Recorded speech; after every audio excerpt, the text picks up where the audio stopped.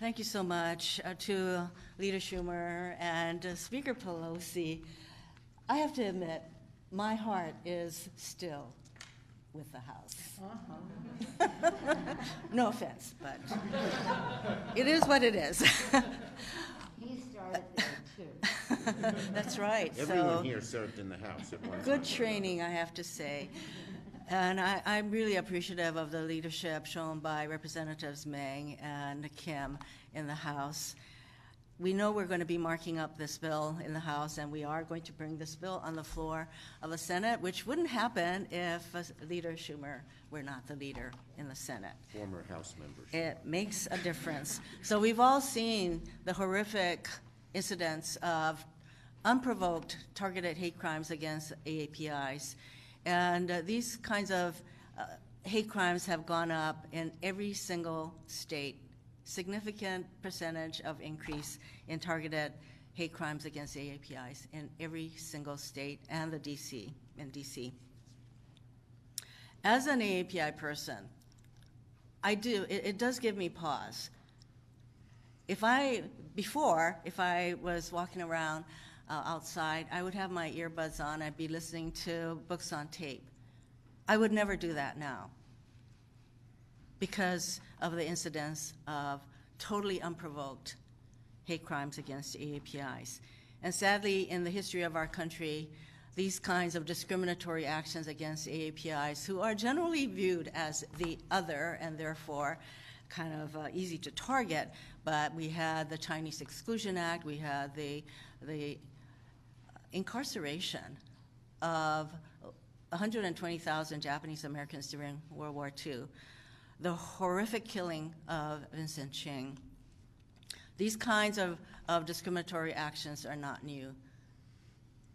But what is new is we now have a president who has taken responsibility, who has condemned these kinds of crimes, who has taken action by issuing executive memorandums, by calling on and directing the Department of Justice to begin the process or continue the process of paying attention to these kinds of targeted crimes. So this bill that we're bringing to the floor of the Senate is very simple. It should be totally non-controversial. What can be so controversial about a voluntary reporting by the states of these kinds of crimes? It's voluntary. If a state does not want to participate, they don't have to, but one would hope that there will be universal condemnation all across the board, all across our country, by all peoples, against this kind of targeted hate crimes. So what this bill does is it just requires the Department of Justice to designate a person who will do an expedited review of these kinds of hate crimes. It asks the Department of Justice to work in conjunction with the state and local law enforcement to ensure that the word gets out in appropriate language, culturally appropriate, that these kinds of crimes should be prevented, should be reported. And it sets up a way where we can report these crimes in as easy a way as possible. So online reporting. These crimes are very much underreported, as we all know. And so my hope is that we will have Republicans who will support this bill. My hope is that we will have Republican members of the House and the Senate speaking out, condemning these kinds of targeted crimes. And so we will go forward in the hopes that, you know what, an attack on one group in our country is truly an attack on all of us.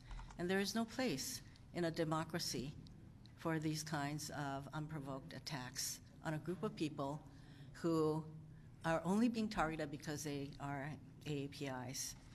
And words matter.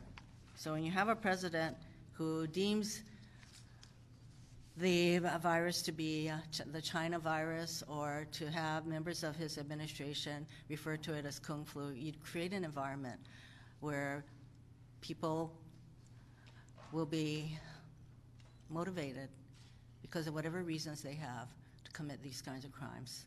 It is very important we now have a president who speaks out and who takes a stand. It is now time for Congress. It is time for Congress to take a stand and pass this legislation against this kind of targeted, unprovoked attacks on AAPIs.